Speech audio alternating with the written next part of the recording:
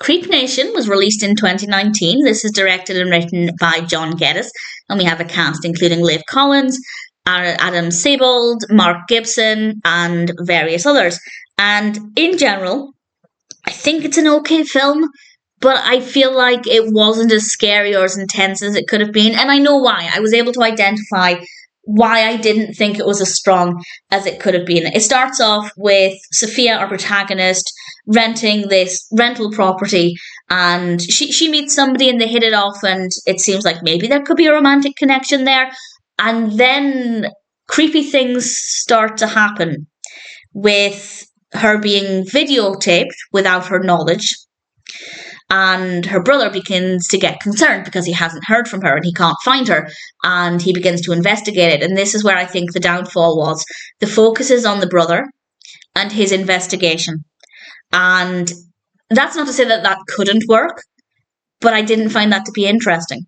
I found that to be kind of boring. We, the viewer, had enough knowledge to know what was going on. There were still questions, of course, but we knew more than the brother knew. So the mystery wasn't really there. So as he investigated it, I was kind of sitting there going, well, I know what you're going to find, at least to some extent. We kind of know a little bit of what's happening. And then we never really found out too much more. So that aspect of it wasn't well written. And the reason it wasn't very scary or thrilling is because we spend so little time with our protagonist. Well, with the character I thought was going to be the protagonist, with Sophia. We do see her very briefly experiencing some really horrific things, some really scary things, but it's so short-lived, and that's the character through which we should be experiencing those dark, scary emotions, and it's so brief, and it just doesn't work. They absolutely should have focused on what she was experiencing, what she was going through. Yes, tying in the story with the brother, trying to unravel what was happening, and it could have worked. It would have been more balanced. It would have been a much scarier film. It would have been so much easier to feel Sophia's emotions, whereas I feel like we're really detached from a lot of the action, and even when we are kind of at the heart of what's happening and we do witness that, it's not that good. So there was a bit, I'd say the middle, when things start to pick up and we get to see what Sophia's going through, those moments were quite scary because it was easy to feel like we were there. Certainly I could feel like I was there and feeling Sophia's emotions, and then it just fizzled out and it became really dull.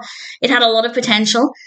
The middle, I'd say, was quite good. Maybe not the entirety of the middle third, but certainly there were bits as the narrative began to progress, and then it fell off really quickly. So I think it had a lot of potential. I think it's a great concept.